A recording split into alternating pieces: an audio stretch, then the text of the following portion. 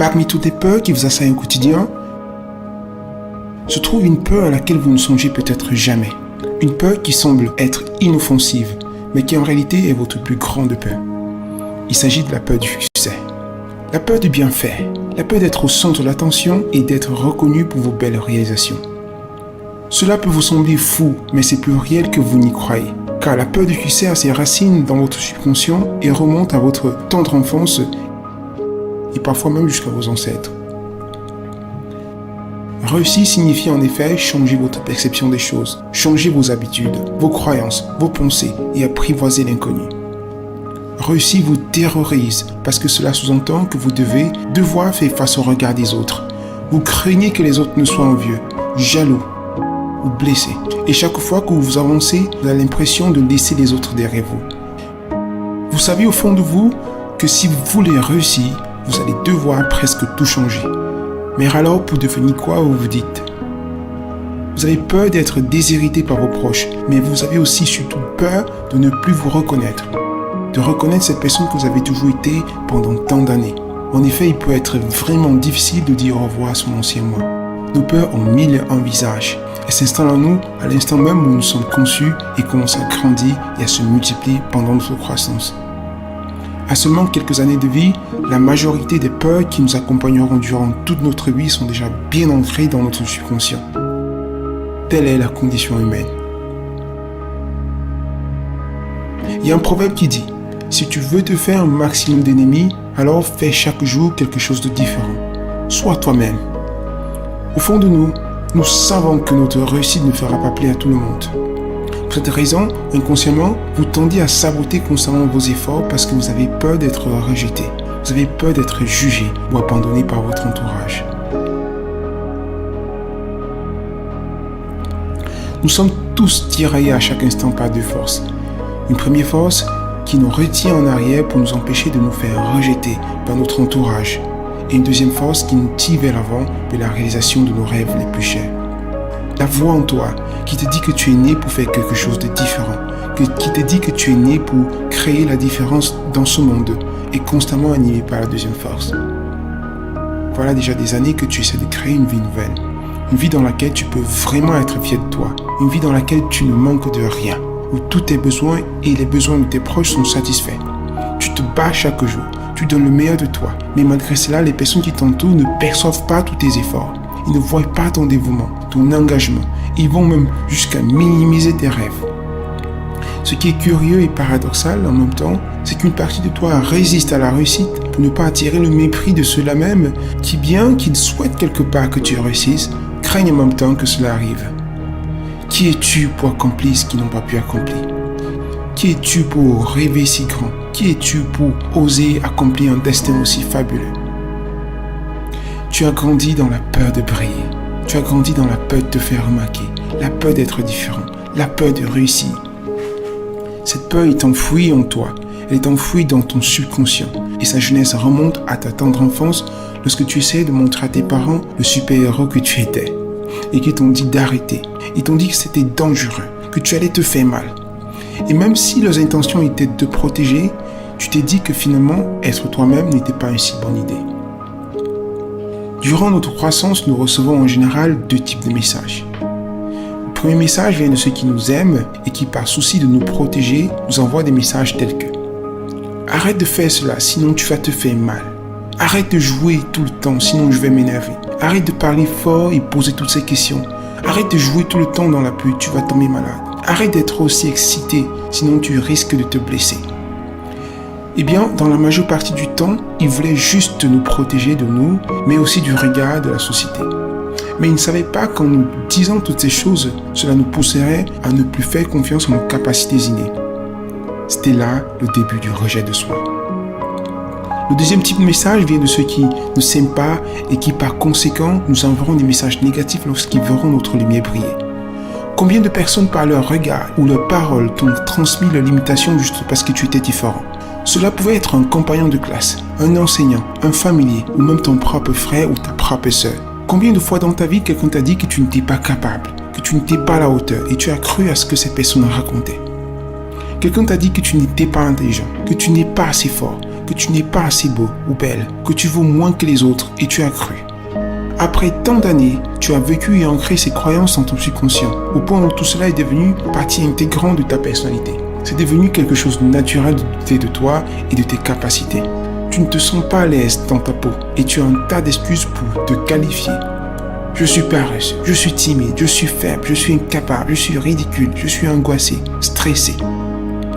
Mais alors bien que tu essaies de travailler aussi dur que tu peux pour sortir de cette situation, tu sens au fond de toi chaque fois une énorme résistance au succès. Et tu entends toutes ces voix en toi qui te demandent chaque fois de renoncer à tes rêves. Et tu finis par te dire, réussir, c'est une entreprise impossible de toute façon. Ce serait trop difficile.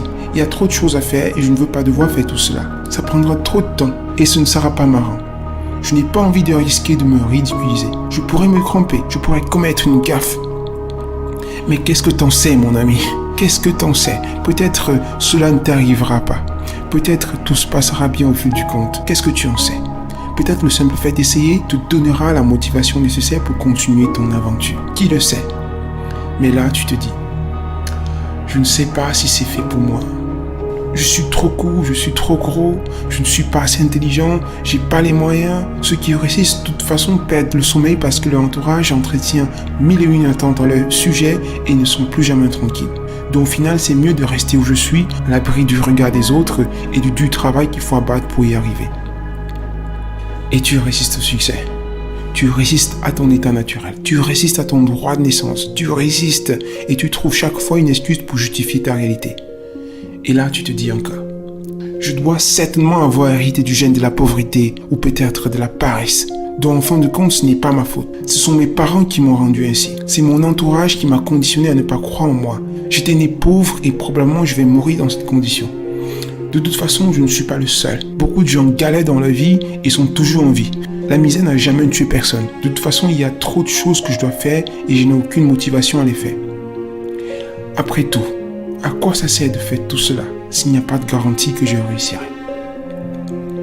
Laisse-moi te dire quelque chose, mon ami. Laisse-moi te révéler un secret. Tu n'as pas à avoir de garantie pour commencer. Tu dois juste commencer et faire ce qu'il y a à faire. Même si tu ne réussis pas à réaliser ce désir qui t'est si cher, quelque chose de magnifique s'opère en toi chaque fois que tu fais quelque chose de différent.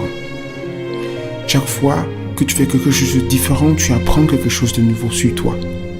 Car en fin de compte, ce n'est pas tant ce que tu obtiens qui compte, mais ce que tu deviens.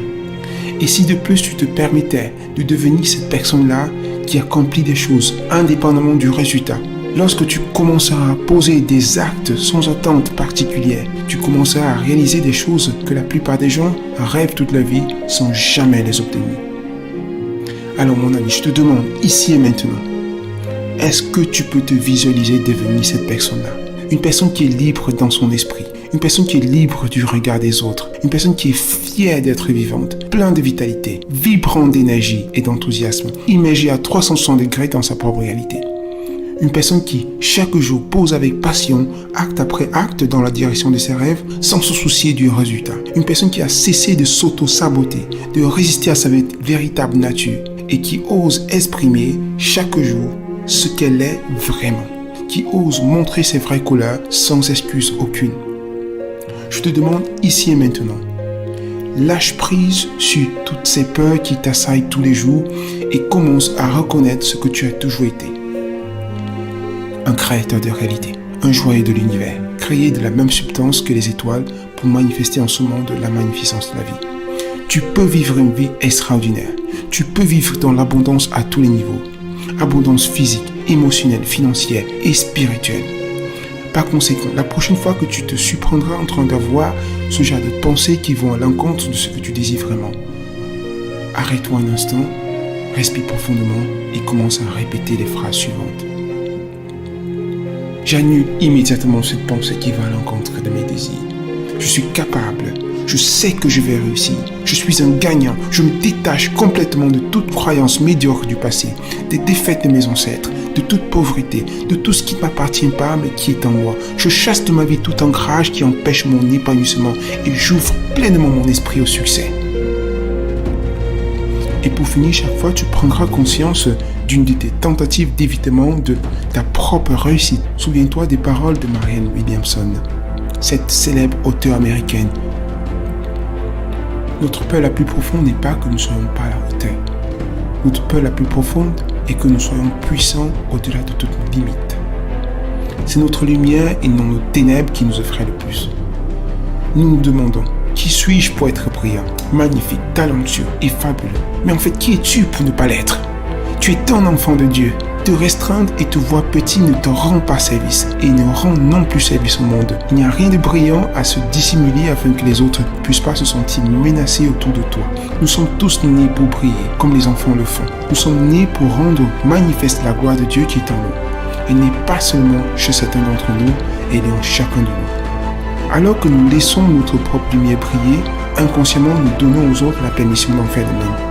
Alors que nous nous libérons de notre peur, notre prison libère automatiquement les autres. Et donc pour finir, j'aimerais te poser une question. Si certaines personnes ont réalisé leur rêve et que tu es fait de la même essence qu'elles, alors pourquoi pas toi? Il est peut-être temps que tu commences à réaliser que tu es aussi capable que les personnes que tu admires le plus, que tu es aussi fort, aussi beau, aussi élégant, aussi intelligent, aussi magnifique et que tu peux dès maintenant décider de faire de ta vie un chef-d'œuvre.